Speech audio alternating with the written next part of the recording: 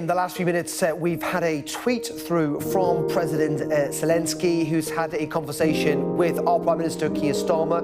In that tweet, he says that he has spoken with the British Prime Minister, grateful for the support. We see the same need for a truly sustainable peace for Ukraine and the danger of the Russian plan to reduce everything to discussing the impossible. Clear steps are needed, maximum coordination with our partners. We appreciate the determination of Britain, the United States, all partners to end the war. We are actively working for constructive diplomacy and for solutions to work. We have agreed on following contacts. Well, we can also bring in Amanda Acas, our political correspondent, who is live for us in Westminster. And Amanda, we've also had a readout from Downing Street of that phone call between Sir Keir Starmer and President Zelenskyy. Yes, indeed. So Sir Keir Starmer confirms that the two of them have spoken this morning.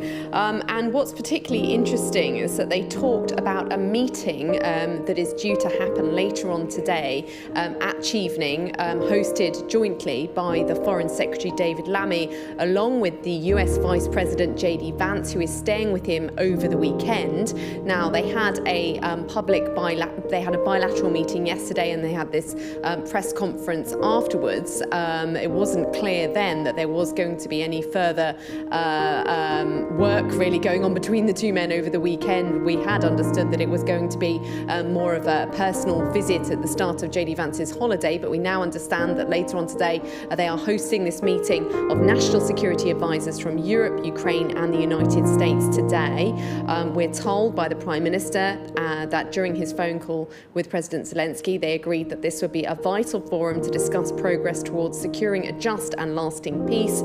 Both leaders welcomed President Trump's desire to bring this barbaric war to an end and agreed that we must keep up the pressure on Putin to end his illegal war. The Prime Minister ended his call by reiterating his unwavering support for Ukraine and its people.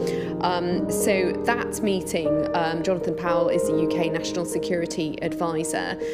We understand that he, alongside counterparts from clearly the US, other European countries and Ukraine, will be discussing the next steps alongside Trump's push for peace in Ukraine and those meetings, and how the Allies can support just and lasting peace, as they put it. Now, of course, we know that European and other Western allies have their coalition of the willing plan, saying that they would be prepared to support the implementation of some kind of peace in Ukraine if a deal ends up being struck with the Russians to end the conflict.